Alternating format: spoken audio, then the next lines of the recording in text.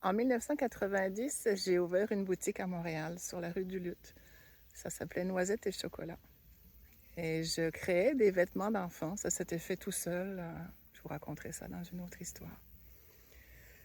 Et de tout temps, à partir du moment où j'ai ouvert cette boutique, elle a fonctionné.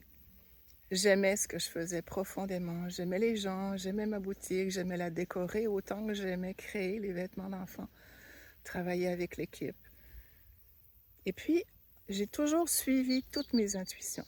J'écoutais ce qu'on me disait, je faisais ce qui me semblait juste, mais ce qui me semblait pas juste, je le faisais pas, même si ça pouvait paraître bizarre.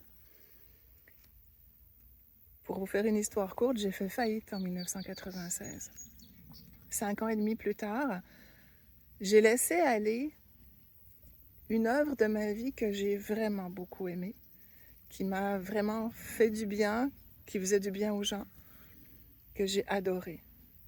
Pourquoi?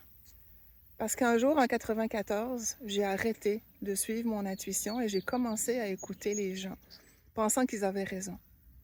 J'ai commencé à écouter mon conjoint qui m'a dit « Ce serait bien que tu ouvres une deuxième boutique, tu as tellement de stock, tu as tellement de succès à Montréal, blabla. » Alors, on a ouvert une deuxième boutique.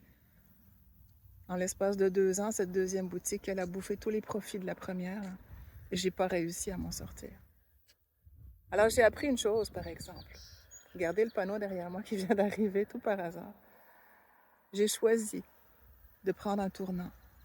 Quand j'ai fermé cette boutique-là, je me suis juré que plus jamais j'écouterais quelqu'un d'autre si je ne sentais pas que c'était juste. Que toujours j'écouterais uniquement mon intuition. Parce que c'est elle qui est juste et c'est elle qui me suit et qui me guide à chaque instant.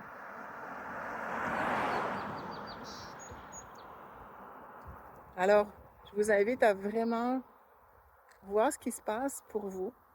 Est-ce que vous suivez vraiment votre chemin, votre intuition? Est-ce que c'est juste pour vous? Est-ce que ce que les gens vous racontent, vous disent de faire ou pas, c'est juste? Et je vous invite vraiment à toujours suivre votre intuition.